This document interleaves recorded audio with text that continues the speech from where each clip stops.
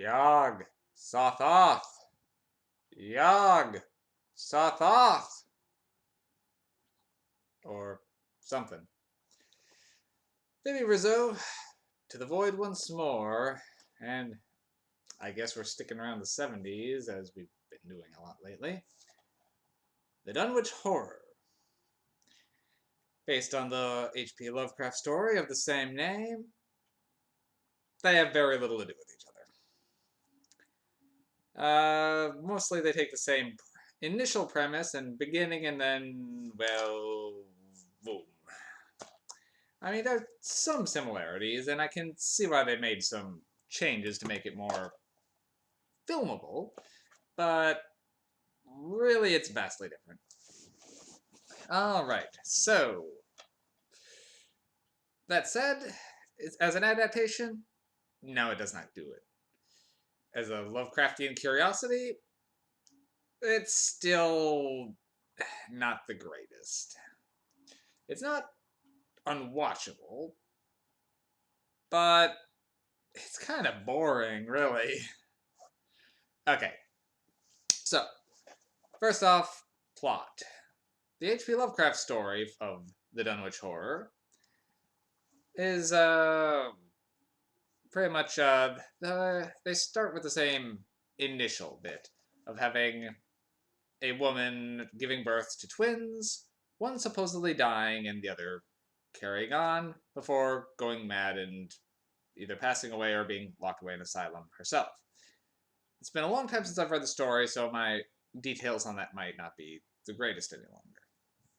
Anyway, Wilbur Whately, the son in question, then grows up and develops an unhealthy fixation with the Necronomicon, and keeps trying to gain access to it despite the Miskatonic University preventing him. Eventually, he breaks in and gets killed by a guard dog, revealing himself to be a half-human monstrosity. Shortly thereafter, with Wilbur no longer in the picture, his brother goes on a rampage. His brother being a giant monstrosity that's invisible. So it was described as bigger than a barn with elephant-like legs and a all-too-human face, despite being massive and utterly inhuman otherwise.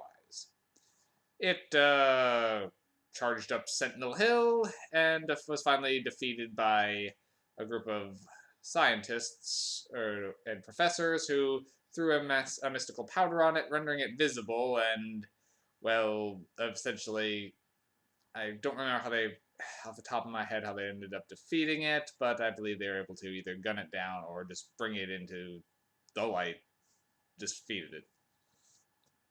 So, this one has almost a romantic subplot.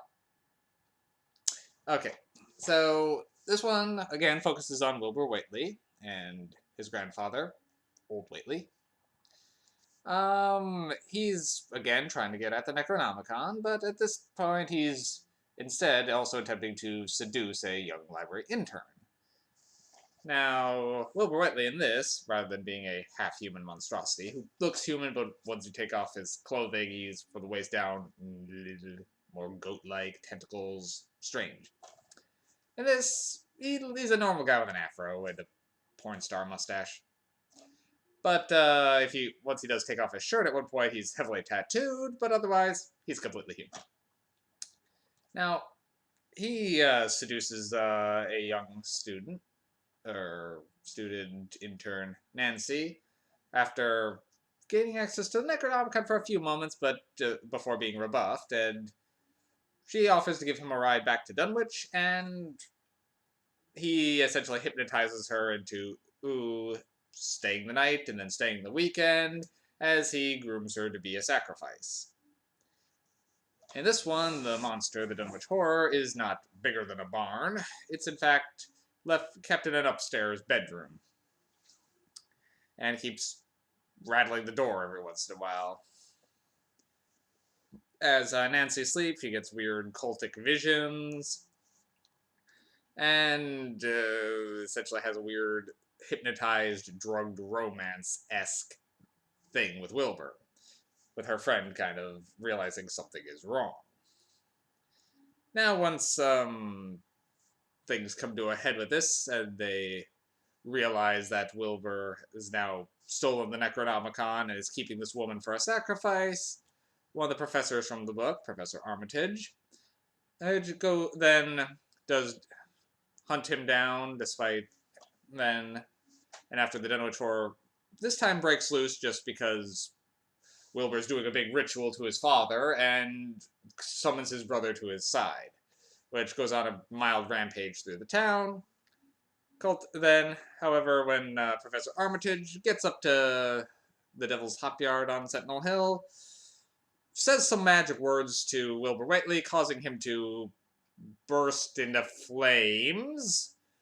In which case, the Dunwich Horror appears briefly, and then that's really it.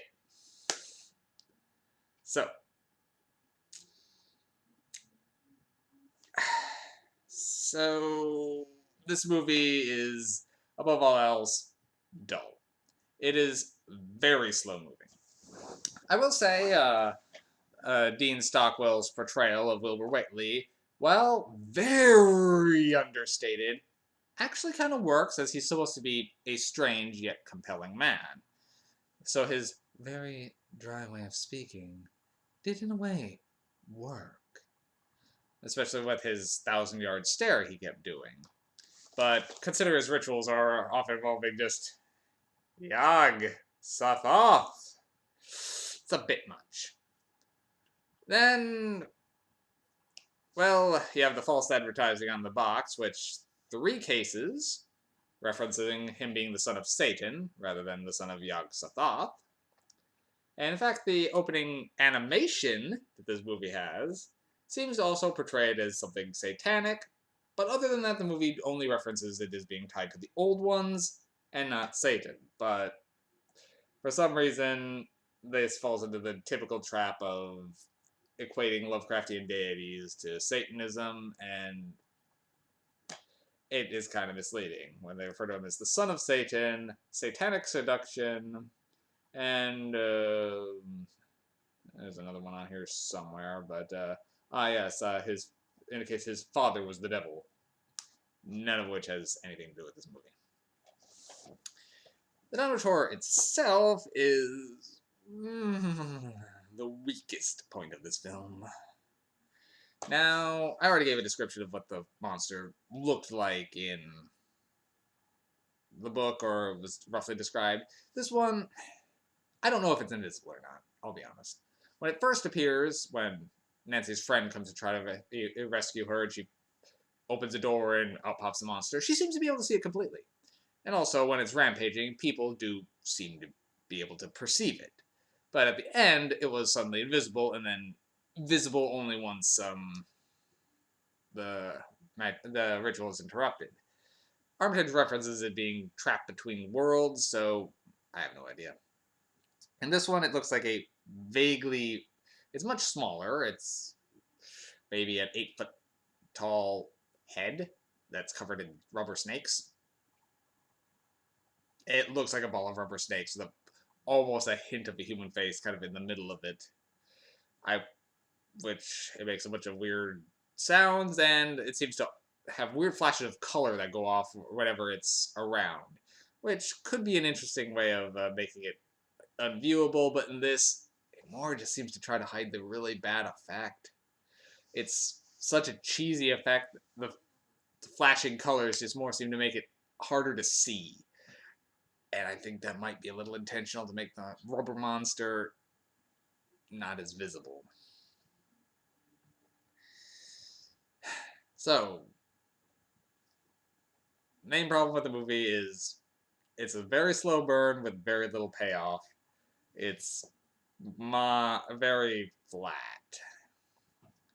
And at the end, the guy who pretty much was writing, Professor Armitage is like indicating that it doesn't matter whether the old ones exist or not. Wilbur thinks they exist, so he's going to try a ritual. He keeps indicating he doesn't believe.